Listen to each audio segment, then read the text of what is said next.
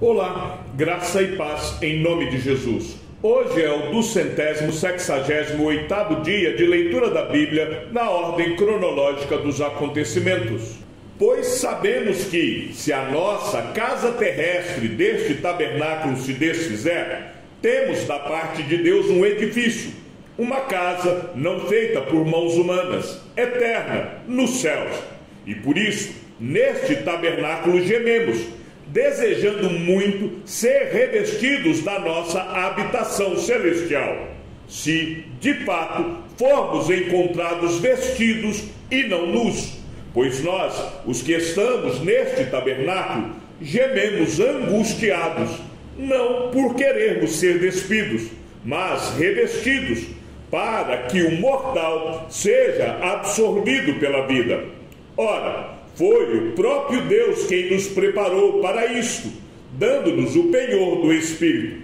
Por isso, temos sempre confiança e sabemos que, enquanto no corpo estamos ausentes do Senhor, porque andamos por fé e não pelo que vemos, sim, temos tal confiança e preferimos deixar o corpo e habitar com o Senhor. É por isso que também nos esforçamos para ser agradáveis a Ele, quer presentes, quer ausentes, porque é necessário que todos nós compareçamos diante do tribunal de Cristo, para que cada um receba segundo o bem ou o mal que tiver feito por meio do corpo. E assim, conhecendo o temor do Senhor, procuramos persuadir as pessoas, mas somos plenamente conhecidos por Deus, e espero que também sejamos reconhecidos na consciência de vocês. Não queremos novamente nos recomendar a vocês. Pelo contrário, estamos dando uma oportunidade para vocês se orgulharem por nossa causa, para que tenham que responder aos que se gloriam na aparência e não no coração. Porque se enlouquecemos, é para Deus, e se conservamos o juízo, é para vocês. Pois o amor de Cristo nos domina, porque reconhecemos isto: um morreu por todos, logo todos morreram. E ele morreu por todos, para que os que vivem não vivam mais para si mesmos, mas para aquele que por eles morreu e ressuscitou. Assim que nós, daqui por diante, a ninguém conhecemos segundo a carne. E se antes conhecemos Cristo segundo a carne, já agora não o conhecemos deste modo. E assim, se alguém está em Cristo, é nova criatura. As coisas antigas já passaram, eis que se fizeram novas. Ora, tudo isso provém de Deus, que nos reconciliou consigo mesmo por meio de Cristo e nos deu o ministério da reconciliação, a saber, que Deus estava em Cristo reconciliando consigo o mundo, não levando em conta os pecados dos seres humanos e nos confiando a palavra da reconciliação. Portanto, somos embaixadores em nome de Cristo, como se Deus exortasse por meio de nós, em nome de Cristo. Pois pedimos que vocês se reconciliem com Deus.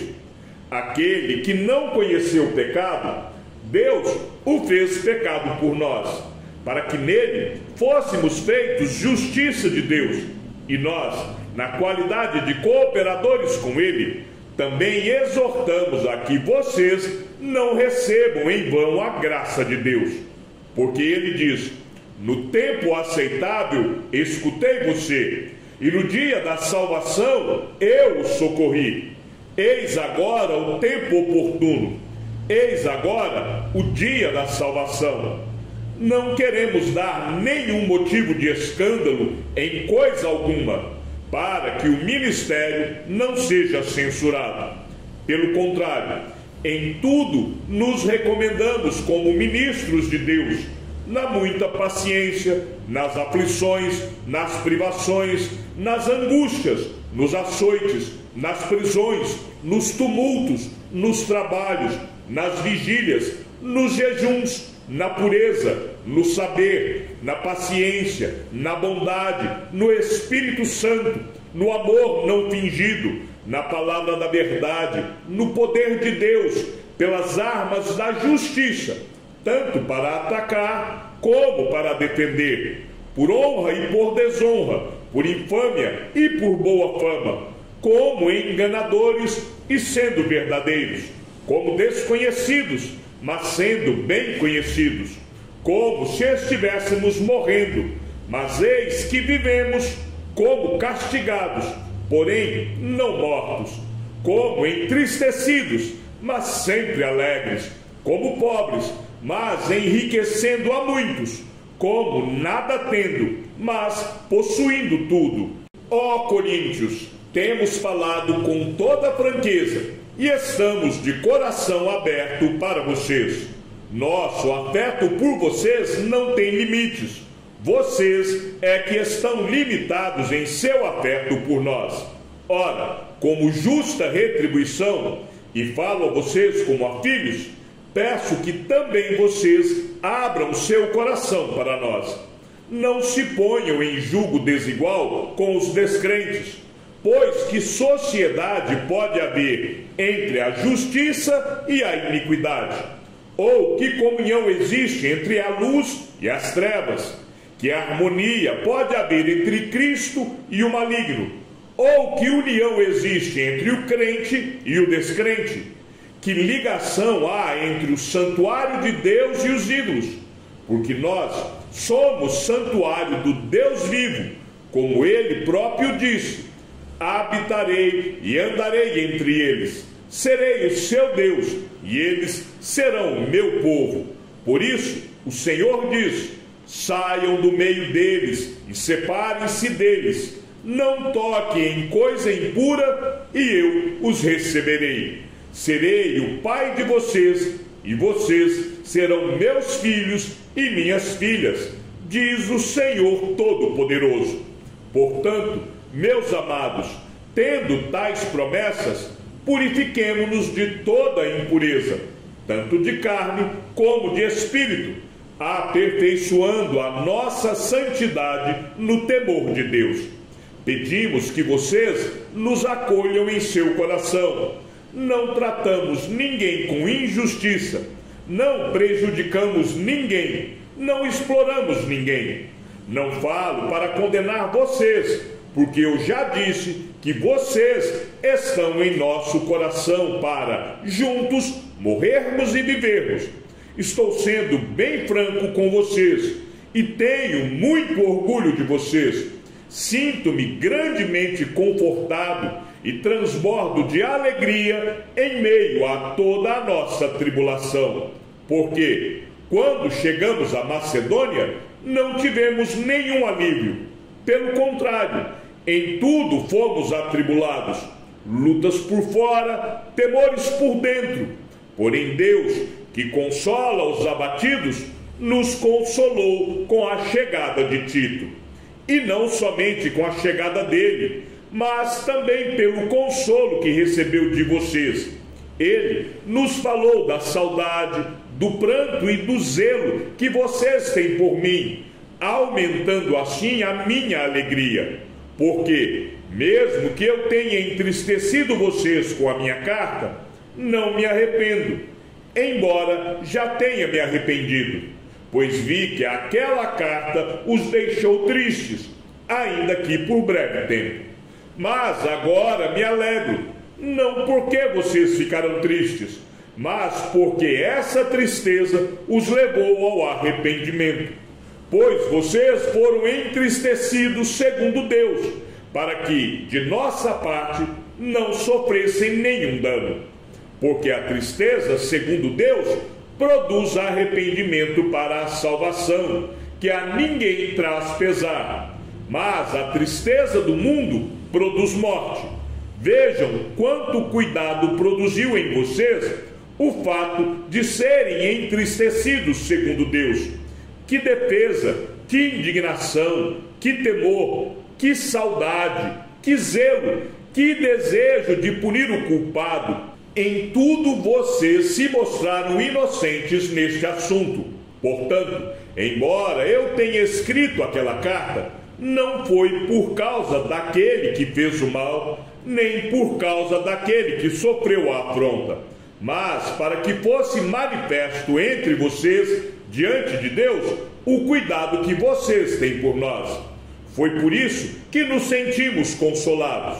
E acima desta nossa consolação, muito mais nos alegramos pelo contentamento de Tito, porque todos vocês trouxeram refrigério ao espírito dele. Porque, se falei a ele com certo orgulho a respeito de vocês, não fiquei envergonhado. Pelo contrário, como tudo que falamos a vocês era verdade, também os elogios que, na presença de Tito, fizemos a respeito de vocês se mostraram verdadeiros. E o grande afeto que ele tem por vocês aumenta cada vez mais, quando ele se lembra da obediência de todos vocês, de como receberam com temor e tremor. Alegro-me porque em tudo posso confiar em vocês. Também, irmãos, queremos que estejam informados a respeito da graça de Deus que foi concedida às igrejas da Macedônia, porque no meio de muita prova de tribulação, manifestaram abundância de alegria, e a profunda pobreza deles transbordou em grande riqueza de generosidade.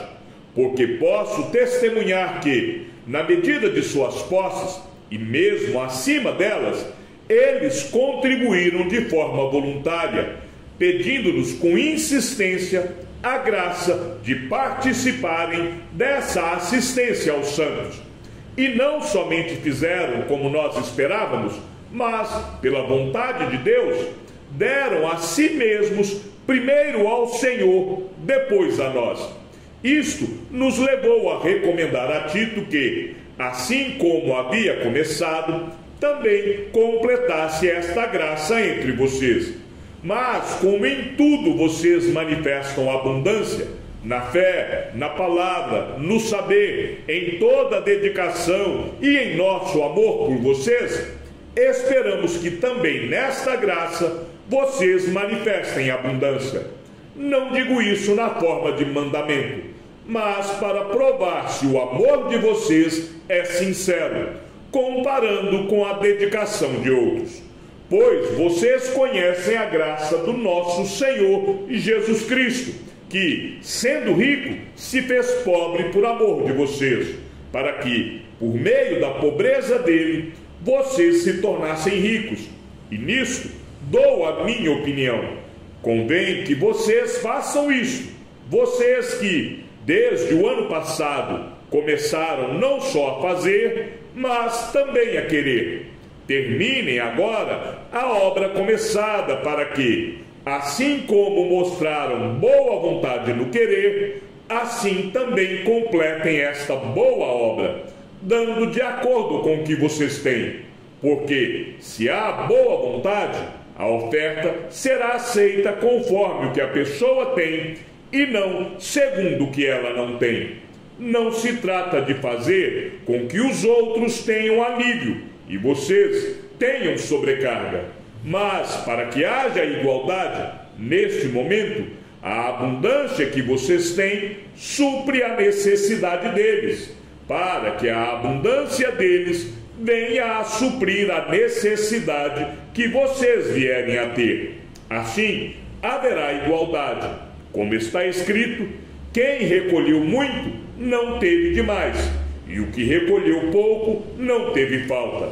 Mas, graças a Deus, que pôs no coração de Tito a mesma dedicação que temos por vocês. Ele atendeu ao nosso apelo e, mostrando ser muito dedicado, partiu voluntariamente para encontrar-se com vocês. E com ele estamos enviando o irmão cujo louvor do Evangelho está espalhado por todas as igrejas. E não só isto, mas ele também foi eleito pelas igrejas para ser nosso companheiro no desempenho desta graça ministrada por nós, para a glória do próprio Senhor e para mostrar a nossa boa vontade. Queremos evitar assim que alguém nos acuse por causa desta generosa dádiva administrada por nós, pois cuidamos para fazer o que é correto, não só diante do Senhor, mas também diante das pessoas.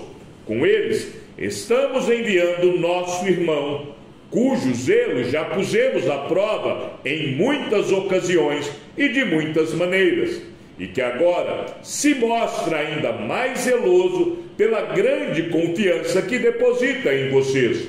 Quanto a Tito, é meu companheiro e cooperador entre vocês. Quanto aos nossos irmãos, são mensageiros das igrejas e glória de Cristo. Por isso, diante das igrejas, comprovem o amor de vocês e confirmem o orgulho que temos de vocês na presença desses homens. Ora, quanto à assistência a favor dos santos, não é necessário que eu escreva a vocês, porque conheço a boa vontade de vocês, da qual me orgulho diante dos macedônios, dizendo que os irmãos da Acaia estão preparados desde o ano passado, e o zelo de vocês tem estimulado muitos deles. Mas enviei estes irmãos para que o nosso louvor a respeito de vocês neste particular não se desminta, a fim de que, como vem dizendo, vocês estivessem preparados. Do contrário, se alguns macedônios forem comigo e descobrirem que vocês não estão preparados, isso será uma vergonha para nós, para não dizer que será para vocês também, por toda essa confiança que tivemos em vocês. Portanto, julguei necessário recomendar aos irmãos que me precedessem na visita a vocês e preparassem de antemão a oferta que vocês prometeram, para que esteja pronta como expressão de generosidade e não de avareza. E isto afirmo: aquele que semeia pouco, também colherá pouco, e o que semeia com fartura, também colherá com fartura.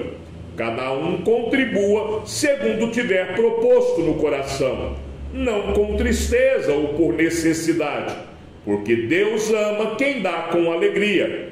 Deus pode tornar abundante em vocês toda a graça, a fim de que, tendo sempre, em tudo, ampla suficiência, vocês sejam abundantes em toda boa obra. Como está escrito: distribuiu, deu aos pobres, a sua justiça permanece para sempre. E Deus, que dá semente ao que semeia e pão para alimento, também suprirá e aumentará as sementes e multiplicará os frutos da justiça de vocês. Assim, vocês serão enriquecidos em tudo para toda generosidade, a qual, por meio de nós, resulta em orações de gratidão a Deus, porque o serviço desta assistência não só supre a necessidade dos santos, mas também transborda em muitas orações de gratidão a Deus. Na prova deste serviço, eles glorificam a Deus pela obediência da confissão que vocês fazem do Evangelho de Cristo e pela generosidade com que vocês contribuem para eles e para todos, enquanto eles oram por vocês com grande afeto, por causa da extraordinária graça de Deus que foi dada a vocês. Graças a Deus pelo seu dom indescritível. Chegamos ao fim da leitura de nosso 268º dia. Que o Senhor seja com o teu espírito e que a graça seja com todos os que amam sinceramente a nosso Senhor Jesus Cristo. E ao Deus único e sábio seja dada toda a glória, e que a sua vida seja sempre para mais em Cristo Jesus. Um forte abraço e até amanhã, se assim o Senhor nos permitir.